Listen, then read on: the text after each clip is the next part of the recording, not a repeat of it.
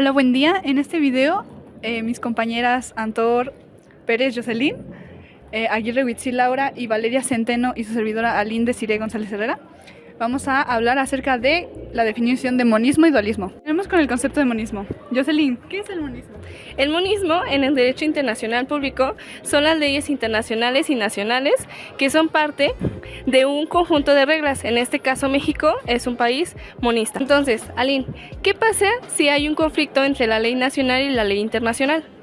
En este caso, la ley prevalece automáticamente, es decir, que en otras palabras, el derecho internacional y el derecho nacional son parte de un solo sistema legal. ¿Cuáles son los tipos de monismo?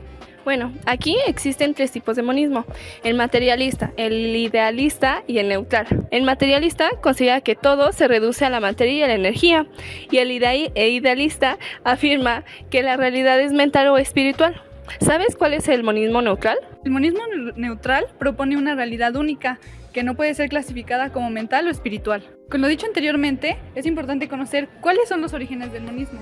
Bueno, los orígenes del monismo se remontan a las filosofías antiguas de la antigua India y Grecia. Pero, ¿cuáles son las figuras más importantes que existieron? Algunos contribuyentes que se pueden mencionar es Heráclito, Parménides y Espinosa.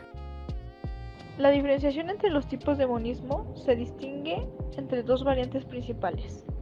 La primera es la primacía del derecho internacional, según el cual el derecho internacional es superior al derecho nacional y cuando ambos colisionan, el derecho internacional tiene prioridad.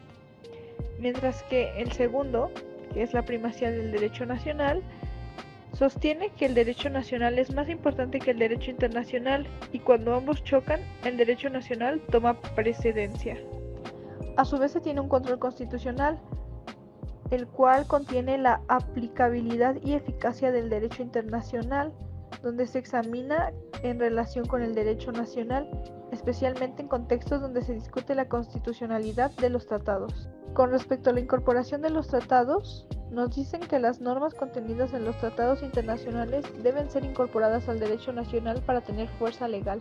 Otros ejemplos del monismo aplicado en otros países puede destacar Países Bajos, donde adopta una posición monista en la que el derecho internacional público tiene primacía sobre el derecho nacional. Suiza también se inclina hacia una postura monista, donde se reconoce la superioridad del derecho internacional sobre el derecho interno. Luxemburgo, otro país que se alinea con la posición monista en el derecho internacional público, reconociendo la premisa del derecho internacional sobre el nacional. Las consecuencias del monismo dependen de la variante específica.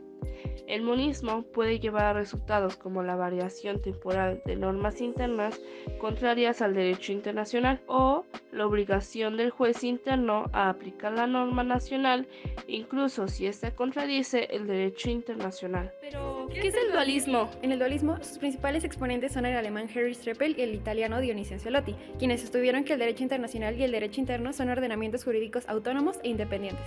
Bueno, Valeria, ¿nos puedes decir en qué aspecto se divide el derecho internacional público del derecho interno? Claro que sí. Primero vamos a entender que las fuentes son distintas. ¿Esto qué quiere decir? Que se origina en lugares diferentes. Además, rige las relaciones que son bastante distintas, que en el caso del derecho internacional, como su nombre lo dice, son relaciones internacionales. Y el derecho interno únicamente se encarga de regir lo que pasa dentro del Estado. Además de que su formación, es decir, el producto de estas leyes, se origina de forma distinta. Es diferente el organismo que crea una ley internacional a una que crea una ley interna. ¿Existe una subordinación entre el derecho interno y el derecho internacional? Sí existe una subordinación. Al estar separados, esto propicia que en este caso el derecho interno tiene preferencia sobre el derecho internacional, ya que el segundo no tiene influencia sobre el primero, y el derecho internacional responde ante los intereses del derecho interno. Bueno, y ahora, ¿de dónde nace la voluntad de ambos derechos?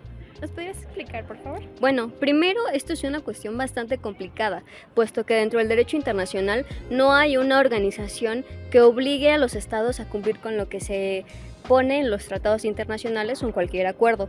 Sin embargo, se ve en esta parte del dualismo que el acatamiento de estos acuerdos surgen a través de la voluntad de los estados, es decir, que por su libre albedrío es que eligen si deciden hacer o acatar lo que se acuerda en los tratados internacionales. Por parte del derecho interno, vamos a ver que esta parte es más regulada por el poder legislativo. ¿Nos podrías dar ejemplos de países que practican el dualismo? El dualismo es preferido en el Reino Unido, en Canadá, en Alemania e Italia, donde los tratados internacionales firmados y ratificados deben ser recogidos formalmente por el derecho interno. Gracias por su atención. Esto fue todo.